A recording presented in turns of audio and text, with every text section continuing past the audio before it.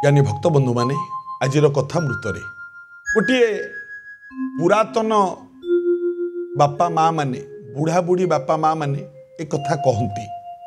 कौन सी पुस्तक रु एक कथा शुणिनी देखिनी किंतु बहुत दिन क्या कथा बहुत बुढ़ा बुढ़ी बापा माँ माने एक कथा कहती मुझे मुहर शुणी कौन आमे क्षीर रु लोहुणी बाहर करती लोहुणी रु घी मारती केमती लोहुणी को चुली रे बसई देले पानी अंश मरी जाए घी रहे तापर आम चुली रु बाहर ओल्हे दियंती गुआ घी बुढ़ा बुढ़ी बापा माँ माने आगरू कहती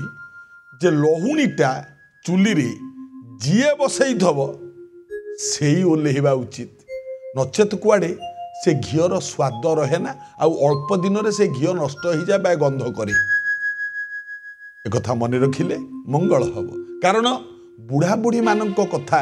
गुरु गुरुजन मानक कथा केबे मिथ्या हुए ना किछि तो कारण ता पछरे निश्चित थिबो तेणु घी जीए चुली रे बसई थब से ओल्हेवा उचित एक कथा पालन कले मंगल हब।